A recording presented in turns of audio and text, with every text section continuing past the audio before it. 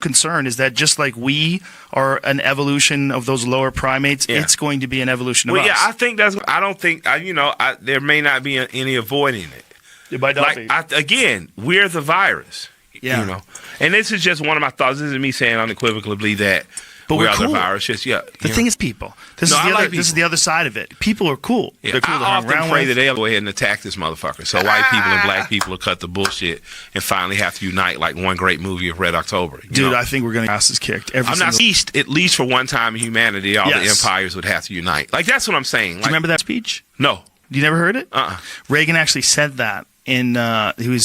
I forget who he was addressing. You may be the first person to actually, besides him putting in the civil rights, the King Day, you might get the only other thing I like about Ronald Reagan. It was a very strange thing he said. Okay. And one of the things that was really strange about it was that it shot off this gigantic wave of conspiracy theorists who were thinking that they tell us something about contact. Check this out. Listen to this. Some outside universal threat. I occasionally think how quickly our differences worldwide would vanish if we were facing an alien threat from outside this world. Dude. And yet I ask you, is not an alien force already among us? What could be more alien to the universal aspirations of our peoples than war and the threat of war? Tell you what, dude. Ronald Reagan knocked the fucking park right there. With that speech, straight up, I have a song called, many of you know, wasn't the biggest fan of him or many U.S. presidents because I rapped about more than him in there.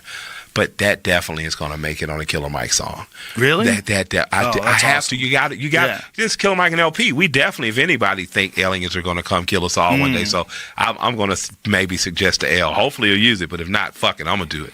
That shit is amazing. Yeah. Yeah. Do you think that it is possible that aliens came down and manipulated the genetics of lower primates and created people? I'm willing, based on all the theology, I'm willing to accept it. That's a possibility, because I don't think that we're alone. Right? I just don't. There's nothing. Even if there's some divine thing that woke up and decided to make us, and we're special children, and we're on Earth, the blue planet, there had to have been some other things made or played with. Right? I don't think that. I think it's very arrogant as a human being to think that it's just us, right? Mm-hmm. And I think that the possibility that something made it here and something happened exists, absolutely. Because if we're experimenting on animals and things, my daughters are me. Their temperament is me. Their curiosity is me. Like, I'm looking at Michael and I'm looking at Anaya and I'm like, arguing with Anaya is like arguing with myself. She doesn't know why she acts like that. I don't know. Now, if I can look at my pit bull and say, well, her mother acted like this, and this is why I know she's coded this way, I know her father was this, then I have to look at my daughter and say, on a genetic basis, 23 of my chromosomes, I know our temperament is like that. I know why Michael is not going to argue. She's a smart kid, she's an art student, but the minute you put her in danger, she's going to punch you.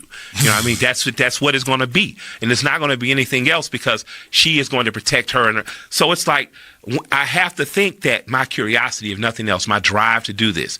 So if you take the primate side, you say, well, you know that I have to live amongst this. I got to survive as wolves, as lions, tigers, bears out here. I have to go high. I have to create shelter. There's something else with a very small input could have dropped here, landed here. And what's crazy, if you look into Nation of Islam philosophy of sorts, they have a UFO type philosophy. Something here, and by their mind, a scientist created, all of went astray and kind of created the different races. But something could have come here, and it gets here, and it says, boom, if I do this and this, and I create this, and then we set upon evolution, and we end up here. Or that just could be, me stoned, having watched too many sci-fi movies, but it's possible. It is possible. There's zero evidence for it, but it's certainly possible that if we could go to another planet that we knew had life, that it's possible if we found some lower primates that we would manipulate them. Yeah. It's very possible. If we had a full survey of another planet, we got there and okay, here's the good news. Good news, a lot of life. Yeah. Bad news is the most intelligent thing is basically a chimp. But we got some ideas, and what we're going to do is we're going to plant some seeds of our genetics in some of these chimps. They're going to be smarter than the other chimps, and then we're going to leave mushrooms everywhere. Yeah. Why not? Yeah. Leave the mushrooms everywhere. Let the chimps eat the mushrooms. Maybe we're fishbowl. Maybe. Yeah, because again, we very arrogantly think of ourselves as, as top choice. But maybe we're just a virus on this living thing. Maybe we say, but you think about it. We could go extinct. Yep. A mass virus could kill us all. Yep. That's what we're constantly fighting. The Earth wouldn't stop. But the thing about viruses, virus is wholly negative in our eyes. I don't think we're wholly negative to each other. I don't think a virus thinks it's wholly negative. So what I'm saying when is they're that eating you up, you're having a good party. When you get the flu, they're like, dude, it's a party up in this bitch. If this thing is really a living thing, if the Earth is really a living thing, we are possibly the worst things for it. Oh, for sure. Why shouldn't it get rid of us? Other than meteors. Yeah. Yeah. We're the worst thing, not just the biological life, but the particulates in the atmosphere. And now we're creating technology that's going to eventually kill us that may be able to live in harmony with biology. Maybe. So, maybe it's over for us in a few thousand years. Just to give you an example, in my book, I talk about Winston Churchill.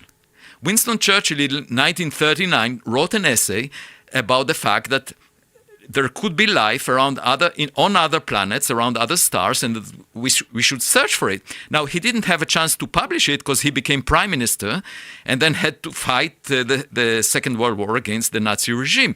So much money was wasted in that war.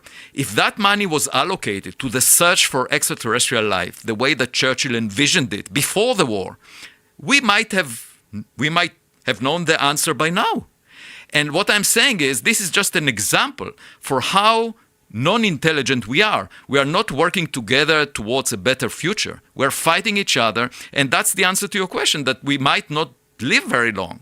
But you're saying this as you work at Harvard and as you're writing books on extraterrestrial objects. Right. I don't necessarily agree with you. I think there are massive problems with people, but I think we are far better than the human beings that lived 2,000 years ago in that regard. And I think that we will probably be looking back on this day and age and mocking how stupid we are when we are more advanced 2,000 years from today. I really hope so, and that's what I'm trying to... I think we're moving in that direction. Well, that's what I'm trying to promote, but I'm not necessarily as optimistic as you are. I think our cake is still in the oven. Let's hope so. I really want that future. But, I'm doing my best, but you can see from the pushback, yes, to which I don't have access because I'm not, I don't have an account on the social media. Congratulations again for that. I think I think we're moving. I think there's conflict, but I think for whatever reason, the way human beings operate, we oftentimes need conflict in order to make improvements. Right. We need a yin and a yang. We need a give and a pull. If we don't have that, we get complacent. Why can't we understand the best path forward without...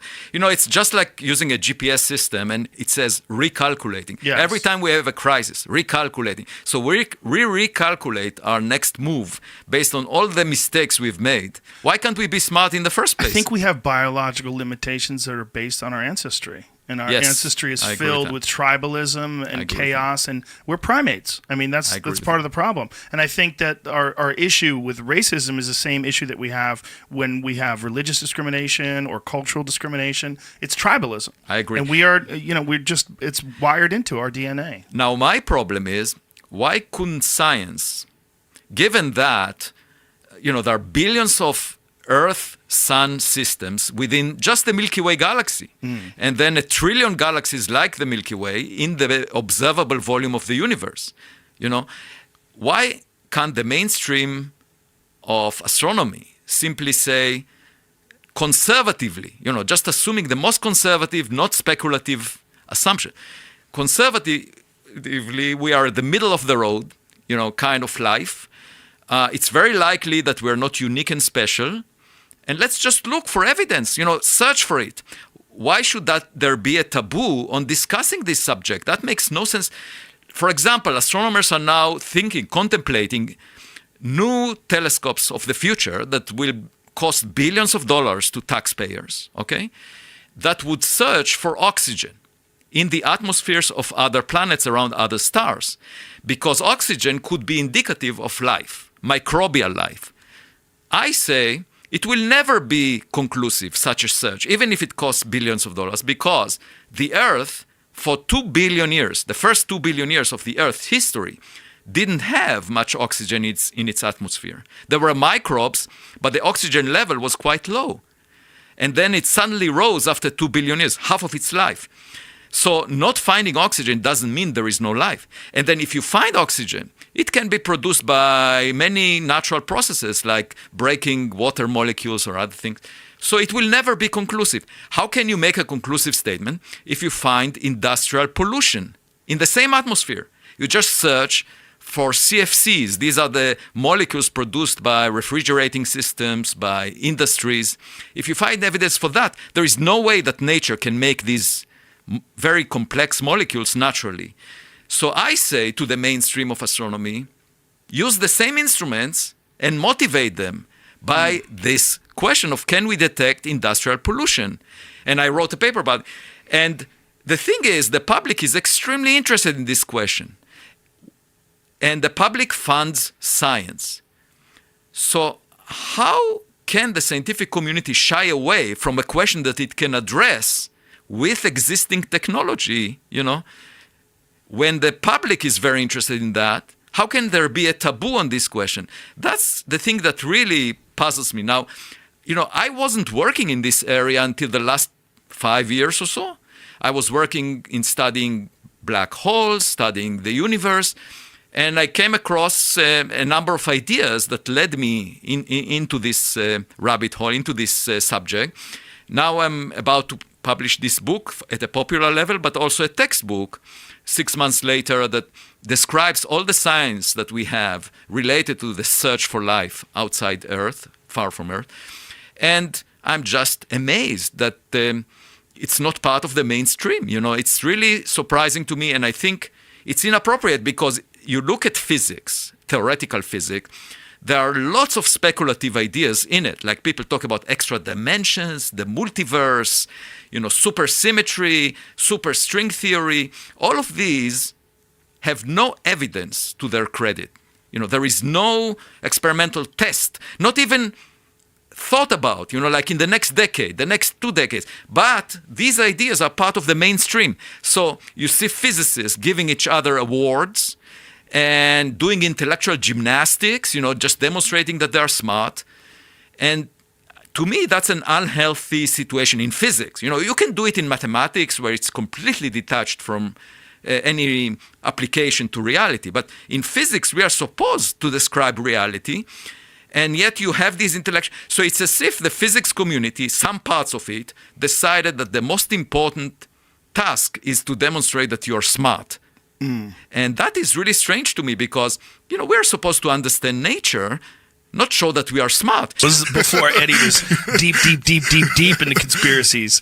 Back then, it was like he was like into UFOs and shit. It was barely into conspiracies. He's way off the deep end. So you get into UFOs, man. That guy, Bob Lazar. goddamn. Like, well, maybe it is true. I'm scheduled to have a phone call this afternoon with George Knapp. He wants to brief me on all this shit. George Knapp is the guy that broke the Bob Lazar story in the 1990s. Yeah. And, he shares my opinion. He's like, most of this is bullshit. Most of these people are liars. Most of these people are crazy. Right. But there's some real shit out there, too. Like a lot of these Air Force pilots, they have eyes on this fucking thing that's going 600 miles away in a second, like dropping down from 60,000 feet to 10 feet, like in a second. Yeah. And they're like, we don't know what the fuck this is. We have no idea how these things are doing this. Right. And that's some hillbilly, like, just talking about Sasquatch. Exactly. Yeah, it's Air Force pilots. Yeah. People who, they're trained to fly jets and have gunfights in the fucking sky. Right. These are exceptional human beings. Yeah. When they see things like that, you got to go, they know what the fuck they're seeing. That's so crazy. Yeah. Every day, you could go out there and look in the sky and you don't see shit. You go, there's nothing up there because you're not seeing it. But if you go to a fucking lake, you're never going to see a shark. You know what I'm saying? Right. Like, it doesn't mean sharks aren't real. Right. It's like you're looking in the wrong spot or you aren't there when they show up. But Right. they're real. So we have enough accumulated data to know that, there are sharks. They are real, but they're not in lakes. They're in the ocean. Here's where they are. This is how you find them. Go to South Africa. Oh, look, there's a shark. Yeah, let's go to Santa Cruz. Yeah. There's a bunch of them. Oh, yeah. Or fucking Catalina. Off of Catalina, there's a shit ton of them. I worked a Boy Scout camp in Catalina, and I was teaching snorkeling. and that was like the whole time I was shitting myself. Oh my god! It's the nicest water in the world, though. It's so warm and salty. It's you just float, you know. We did fear out there a couple times. Really? Yeah, we did a couple of stunts. Nice. A couple of water stunts. It's a cool. We stayed on the other side, like there's the hotels on the one side and everything. We were on the other side, the campsites. It was awesome. I was like 13 and I got so roasted, my entire body became one blister. Oh no! Stupid. I was stupid. No sunscreen. None. Out there all day long. Yeah. So I don't know if UFOs are real, but it's certainly believable enough. It's not like the sky's empty. It's filled with stars. So now after speaking with them, do you think we've had contact like that? Hard to tell. Yeah, because but they could have been for lying. your own opinion, not for listeners, not for anybody else. Just you, when you're at home and you're chilling, do you think it? Don't know. I really honestly don't know. I couldn't say yes or no. I'm more inclined now to think there's something going on than I was before I met Lazar and watched that documentary. Because I was on the... Not that I was saying that aliens are not real. I think there's 100% life out there. For sure. Let's just say that. It's too big. Right. It just doesn't make any sense that there isn't. Right. It's the question of whether it ever has gotten here. It's the weird question. And it's also... The problem is that you feel foolish talking about it because so many people who believe in it are foolish, and so many people who tell stories, their stories are foolish. So you feel foolish kind of going along with it. Right. But I'm very careful about stuff like that because I'm like, just because something makes you feel foolish doesn't mean it's true. You know, like, or doesn't mean it isn't wrong. true. Yeah. So I definitely think there's a very high likelihood that there's life out there, and it's entirely possible that something's gotten here before. But as to whether or not something really has made contact with people, I don't know. If I would say, like, where's my scale, it's like probably 65% believe. Yeah. 35% going, Especially after talking to that guy. Yeah. But what he could have experienced something that was an experimental aircraft that they didn't want to tell him. Right. You never know, man. I mean, I just don't know what the tech... Look, I'm a moron. Like, I don't understand physics at all. I have no knowledge of propulsion systems or mathematics, and I don't know what the top of the field in propulsion experts are capable of today. I don't know. There might be some shit that they're working on that they've never really perfected, so they've never actually implemented it in the battlefield or something like that, but they have some sort of a drone that looks like it would be filled with 3-foot-tall people, like these aliens that they described. I don't know. And they're not going to fill you in on that. If you think it's aliens, then fine, it's fucking aliens. Exactly. Yeah. I mean, who knows what that was? I mean, they're taking this guy who was a physicist from Los Alamos Labs who went to Caltech, and they sent him to these classes at MIT to learn fucking nuclear shit, and then they try to see if he can figure out how to back engineer something. They try to say, that doesn't mean it comes from another world. I mean, it could have been a Russian thing. It could have been something that the Germans figured out. I mean, I don't know. But I'm more inclined to believe him than not believe him. Yeah, he didn't seem like he was full of it, you know? Exactly. And just looking at him, he also seemed like he even wanted to be here. He did. He's talking about it before we even got out here. It's like, I just got to tell you, I'm getting a migraine. Yeah. And, like, you know, Jeremy was trying to talk him into doing it. Like, we're going to be fine, George. I mean, Bob, this is important. It's really good to do this, and we're going to be able to really get the story out. But I think more people told me that they got more out of the conversation because it's just him talking, no spooky music, no edits. Right. And you get to see, like, he's honest about what he knows and doesn't know. And when he would say, like, what do you think about this? He's like, maybe, I don't know. Right. I mean, it's like, he wasn't a bullshitter. He didn't rehearsed or full of shit, nothing. No. Like, what he was saying, if he didn't believe in that, at least to himself, what he was saying, I'd be fucking amazed. And his story has not deviated in 30 plus years, which you can't. You try to have me tell a story of something that actually really did happen from 30 years ago, and I probably told it a bunch of different times. I don't know what we still podcast. Exactly. With, you know? It's hard, especially when my memory varies day to day. Like, some days it's awesome, and some days it's dog shit. Yeah, it's crazy how that's Yeah. You've had a few concussions, right? Oh, yeah. I have horrible. Same, because you had a lot of these guys on your podcast, like Graham Mancup, Randall Carson, John Anthony West. Yes. There's clearly knowledge that we've lost in the past. Like, this is for sure. Like, just think about the Library of Alexandria. Yes. Man, imagine the knowledge that it wasn't there before it burned. I know. Imagine. Oh, man. Imagine. people thinks we lost like 1 millennia, like just when it burns that of knowledge, medicine, botany, science. It's just crazy to think of. So very often, sometimes when crazy stuff happens like that, like I just think that perhaps they had knowledge that there's knowledge that we lost. Like just think about the Greek fire. It's a weapon that was used in the naval battle, and it's really known about historian. You can research. They still don't know exactly how it works, but it was so destructive. It was like, at the time, it was like a weapon. Like they didn't want to share, and it was known to be very efficient in naval battle. I don't know what that is. Fire. If you go Greek fire, you'll get it. Boom. It was used in naval battle. So they used to throw fire, flames, and they used to people that are burning. They still burn in the water. So they think it was made with some kinds of petrol or they still don't know. They cannot recreate it. And it's clearly something that a lot of historians have talked about. It's called Greek fire. It's just an example that it's clear that it's a technology that we have lost. Well, if you just the pyramids are a perfect example of technology lost. It's like the best example. Like those ancient civilizations almost letting everyone know, hey, there is information that we have that's so above and beyond what's expected of people from this era. Yeah. Because if you think about people that lived 2100 BC, you don't think about someone that had the kind of proficiency to create something that, when people don't understand, it's not just that the pyramids were big, but they were so perfectly designed that when they put all the stones, they reached the top. Like if anyone was off by even a half an inch at the bottom, as time went on, an inch here, an inch there, by the time they got to the top, it would be all fucked up. It wouldn't be perfect. But the pyramids were so amazingly perfect, and they were originally covered in smooth limestone.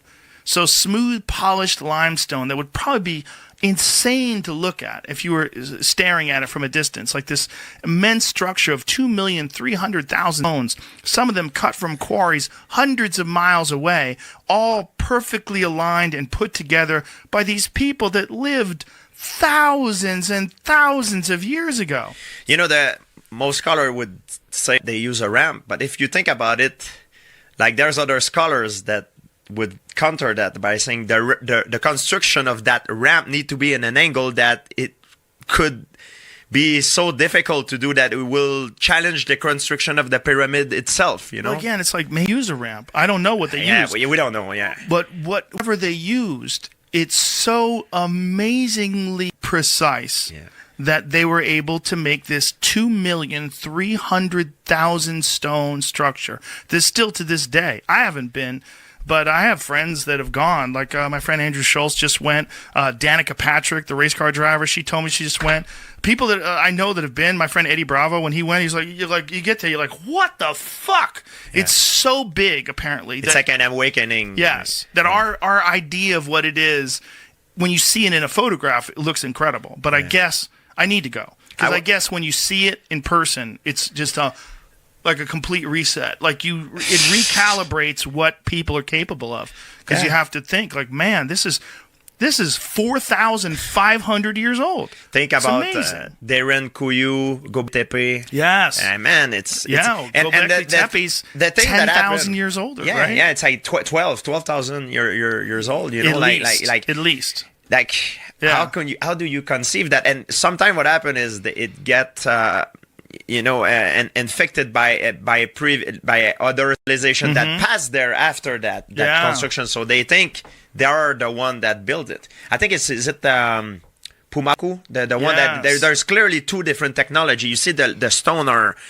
perfectly aligned with perfectly cut. Yes. Then you have other stone that are just on top, like it's like a butcher's job, and it's clearly not the same technology, the same people that built these two layers, Right. So well, that was also John Anthony West's concept of Egypt, that there's multiple eras. And that if you go deeper, like some of the stuff that they found when they dig deeper in the sand was a different construction method. It looked different designs, but still equally complex and fascinating. It's like there's probably many eras of human civilization, and there's probably been whatever it is, whether it's disease or some sort of a natural disaster or something that happened. Asteroidal impact was John Anthony or was Randall Carlson's and Graham Hancock's. Yeah. That's their theory. Is 12,000 years ago, at the end of the Pleistocene. Yeah, but Homo sapien is date to 3,000 years old.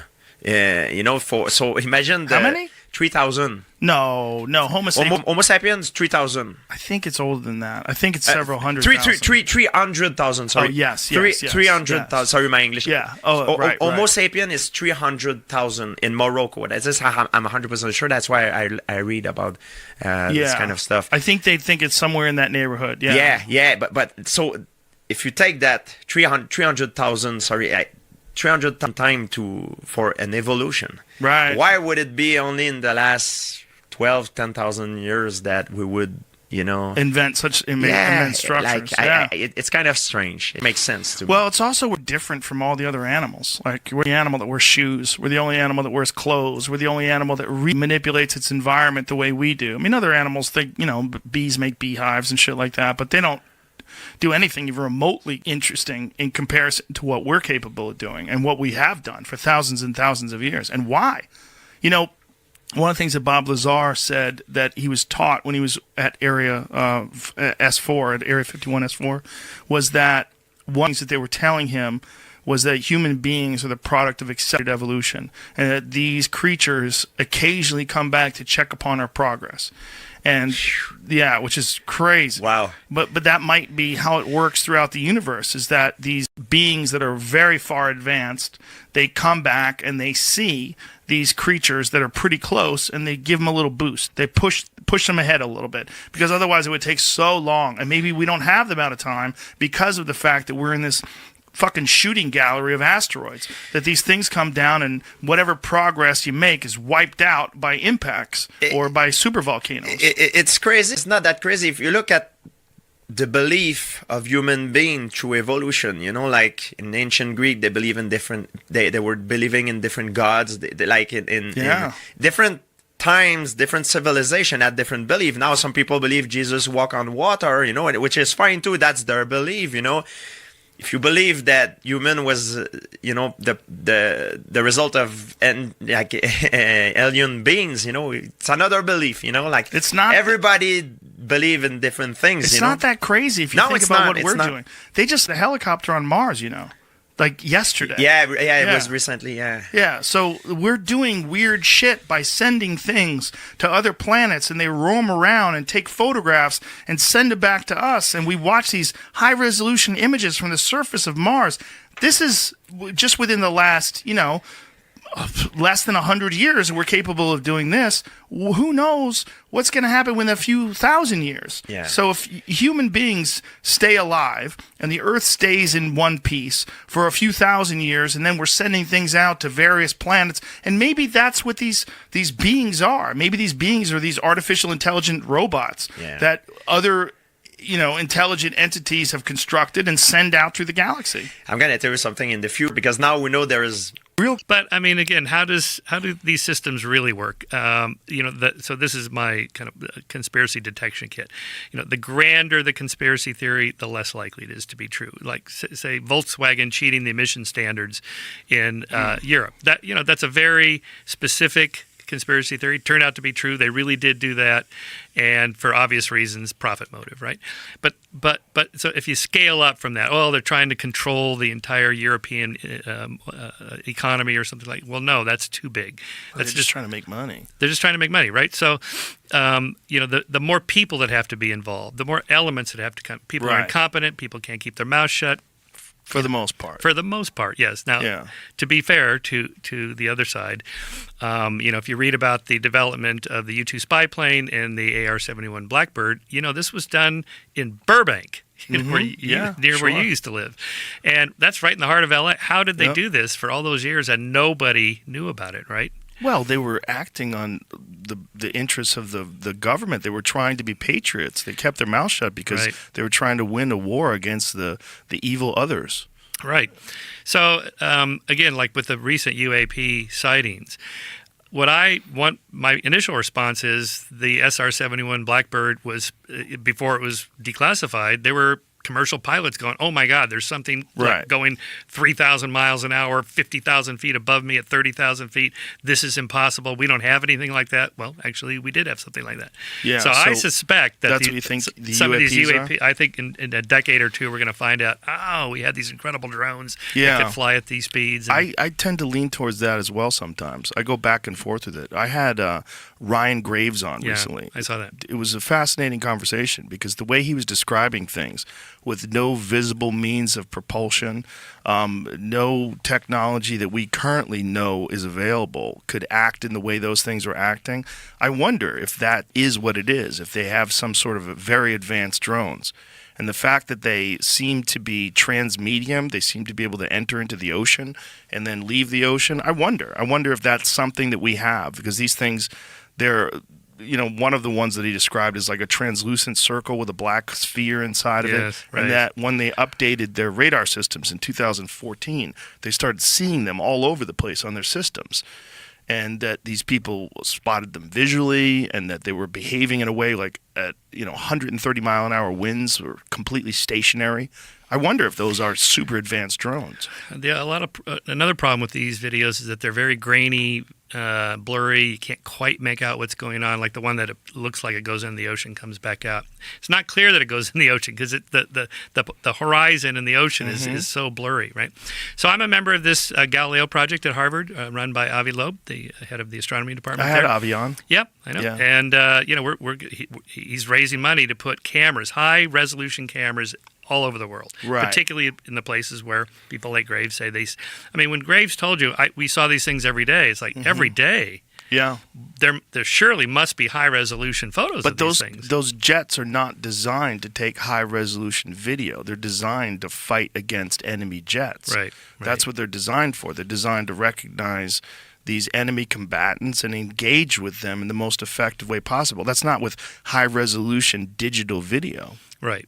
Well, that would be the solution. We just need better data, right? Well, I wonder if they want better data. Now, let's assume we do. The government, but listen, the federal government. Yeah, imagine they are running top secret programs using advanced drones and a technology that we're not currently aware of, right? And that the United States government has these. They wouldn't want people taking videos of these things. Why would they?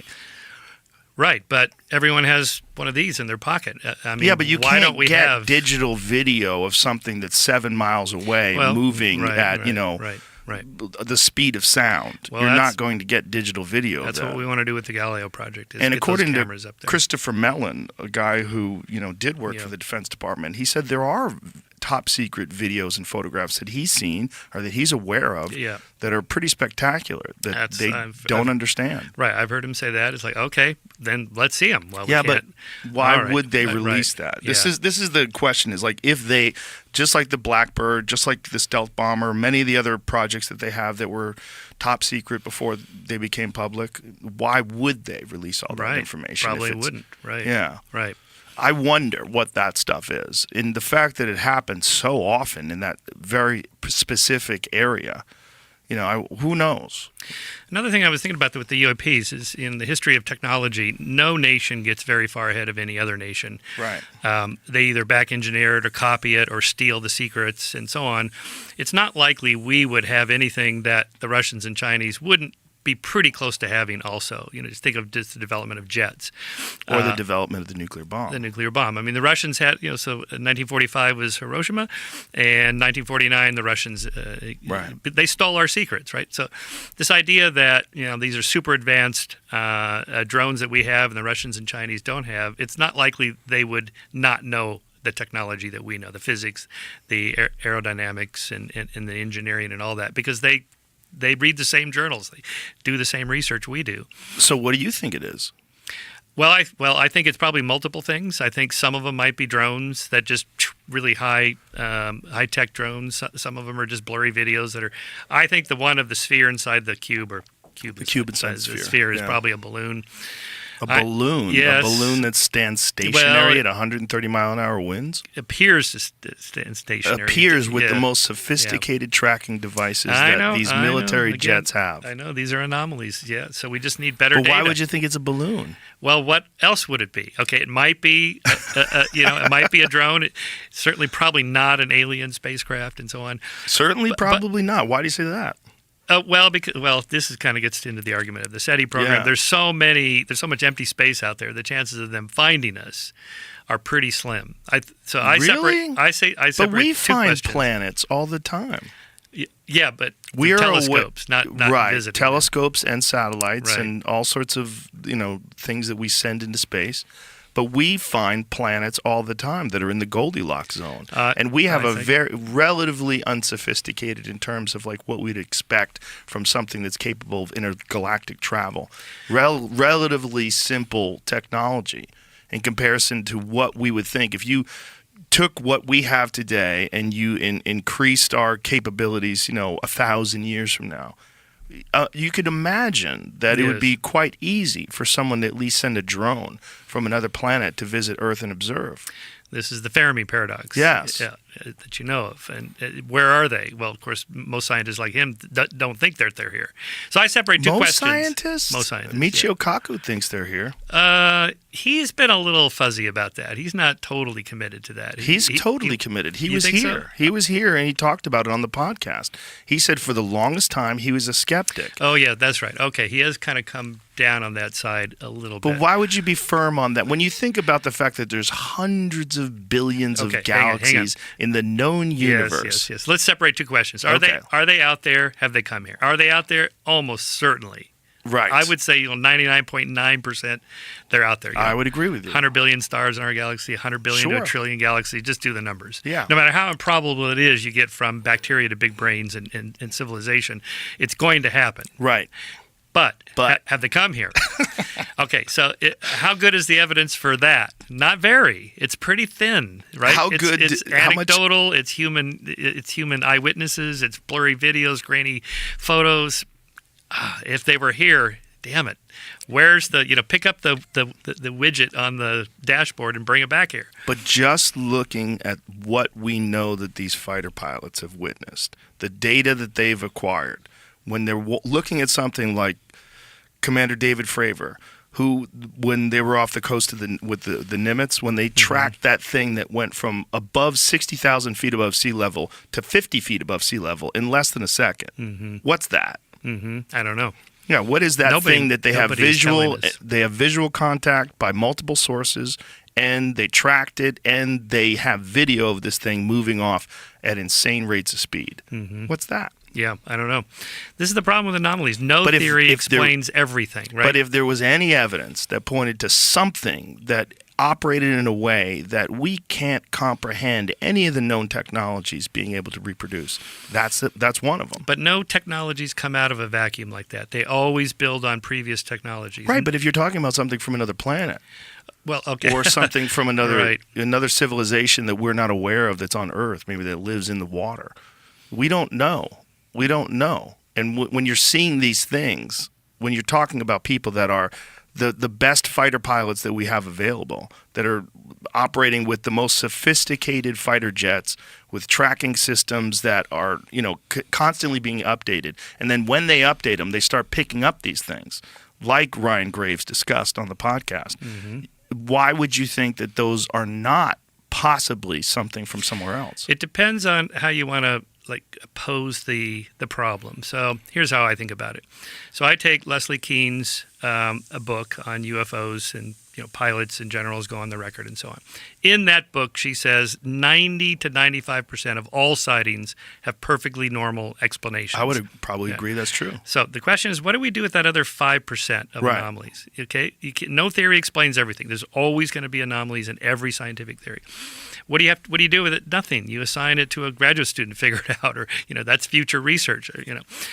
Rather than going to a grand theory of visitation by aliens, or the Russians or Chinese have these super advanced technologies that we don't have, or we have them and they don't have. I mean, again, if we had this technology, surely the Russians have something pretty close to that. There's nothing from the videos in Ukraine of any Russian drones that act anything like these UAPs. Surely they would use this technology if they had it. Well, we're assuming that those UAPs are military in nature and not something that they use to observe things. It could be. I mean, why would we assume that these things, if they're capable of behaving in this way and they're just some sort of a device that can travel at insane rates of speed, why would we assume that those things can launch missiles or act in a military capacity? Right. And you know there are UAP sightings over Ukraine. Yeah, but so Avi did a nice paper on that, showing that these were artillery shells and not what the other people said they thought it was, that it was like a drone or a plane or something weird like that. He showed that if it was what they thought it was, it would have had a much bigger impact going through the atmosphere at that speed and burning up. But it didn't, so these are artillery shells. Anyway, he did a nice paper on that. Interesting. So, but what about these things that supposedly move far faster than the speed of sound without the sonic boom? Yeah, how is that possible? How is that possible? That's right. It's not. That's so where it gets weird. That's where it gets weird, right? But that's where is it the really question moving? Is it ours? Is it really moving at that speed, or is it a misperception of the video, a miscalculation? Scientists make miscalculations of these sorts of things all the time. Yeah, that was one of the things that was posed to David Fravor, and he said they have multiple sources of data. It's not just like one system that's monitoring these things. It's multiple systems. Yeah.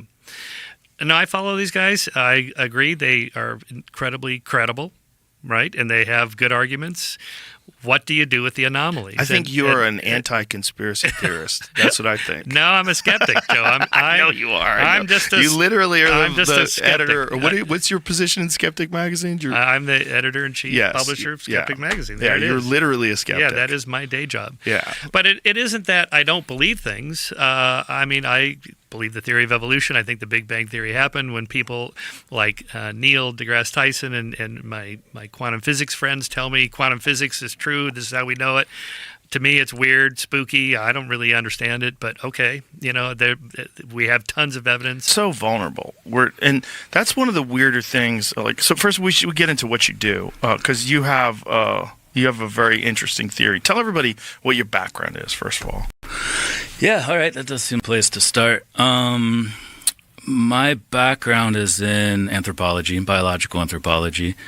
My research mostly focuses on evolutionary anatomy, biomedicine. I've done some archaeology, various places around the world, in Montana. But the reason I'm here, I assume, because according to my friend Matt, we were butchering a mule deer, I think I shot. And I was like, yeah, I gotta go to this conference. And I was like, do you want to know what it's about? He's like, nobody gives a shit about what you do on UFOs, man. I was like, damn it, he's right. Like, I did actually used to do a lot of what I thought was cool stuff. But no, the main thing is that I've become known for advocating for this idea that UFOs and the aliens are actually our time-traveling future human descendants. I wouldn't even say as opposed to extraterrestrials, because I think that's a component too. I oftentimes get pigeonholed. People are like, oh, you just think they're all time travelers. I don't. I actually say this all the time, but it doesn't matter. I do think there's a lot going on. But my background and the reason I approach this question this way is because there's a lot of characteristics of these aliens that look so hominin. They look just like us. And specifically what we'd expect to see in future if the same evolutionary trends continue into the future. So I kind of just tie those things together. And even the saucer-shaped craft seemingly are time machines themselves. So that's kind of the cliff notes. It's a theory that a lot of people have independently sort of come to, right? Yeah, especially recently. And the concept of, well, if you just think about ancient man. I was watching this documentary on Neanderthals last night about this one intact Neanderthal skeleton that they found it had sort of been he had died in a cave, and there's stalagmites. Is stalactites or mites? How do you say it? Tights are up, mites are down. So he was essentially mineralized. Mm-hmm. There was stuff all over the body, and it took a long time for them to break this body. I think I saw that. Was that on Netflix? No, I was watching it on YouTube. Maybe originally it was on Netflix, but it was just documenting how strange this body was that they had found. But it was immensely strong, like much stronger than us. One of the interesting things was that their visual cortex, the part of the brain that would process imagery, was larger than ours, 10 to 20% larger. Yeah. And that so these things probably had better eyesight than us, perhaps even were able to see at night, and that this was a bigger, stronger version of a human being, like much more durable than what we are, modern 2025 Homo sapiens. Yep. If you just look, that's it. So that's one of them. Cool. Neither human nor Neanderthal. Oh, really? This is published. Is this the same? This might not be the same one. This is maybe a different one. That's a weird one because what's that fucking thing on its head? That's what it says. It's a stalactite growing out of it or something. Wow. In a weird form. Weird. Yeah, it's like a unicorn. Like a crest. They do have a sagittal ridge. Yes. Homo erectus had one. There's an offshoot in hominid lineage called the Paranthropus or robust Australopithecines, and they had a full-on like gorilla style sagittal ridge. Because they were vegetarians, so they just chewed all day. Right, so they have some muscles to chew. Yeah, their face is huge. Wow. Neanderthals, they were just big. It's just a robusticity thing, but there is evidence from Shanidar Cave in Iraq where they were using their teeth as tools. We think they were like tanning hides. They were whole hide in their mouth and then like scraping all the nasty bits off. Oh. You can see that in the tooth wear. So yeah, they were pretty badass. They were the first, I don't know, I think this is cool, but a lot of people think I'm a nerd too. Were the first to use like for 2.8 million years, we just hit a piece of rock and like, oh, this is a cool tool. But then they figured out that if you hit the rock in just the right way, the piece that falls off, even better tool. It took us like 2.5. Like Yes, exactly. You make an arrowhead. And from going on, like I got to work at a place called Chez Pinot à Jonzac in southern France for a summer, and it was a Neanderthal.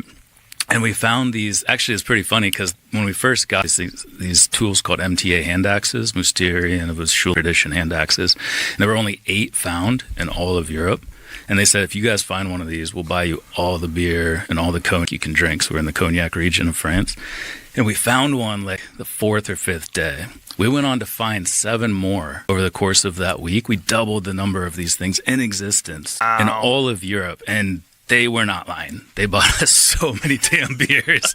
Like archaeologists like to drink. You know, we dig and it's boring as hell. You know, it's not Indiana Jones. We're not around banging hot chicks and flying on planes. We're like, we got a spoon and we're doing this for 8 hours. So, I actually found the last one on the last day and it was by far the worst one. Like I had to argue that it should even count as one of these. It was a cool site. They were doing well, but we were doing better. We came in and replaced them. Well, something happened to replace them. Yeah. But the point is, as time goes on, humans today are probably the most feeble version of humans that have ever existed. Oh, for sure, yeah. And we're the most feeble versions of people that have existed within the last century, right? Like if you go back to humans from the 1920s versus humans from the 2020s, people have way less testosterone now, way higher instances of miscarriages, way lower sperm count. You know, there's a lot of factors that are at play right now that are changing what a human is. And if you extrapolate, if you look at the future, you would naturally say, well, we're probably going to be very thin. It seems like there's at least some sort of a push to eliminate gender. Like gender seems like it's on the table as whether or not it's even necessary. There's all sorts of new technological innovations that are leading to the possibility, at least sometime in the future, of an artificial womb. Mm-hmm. There's genetic engineering with CRISPR and a lot of other different technologies that are being explored that we might be able to engineer human beings and then even create a complete individual human being without a mother, without a father.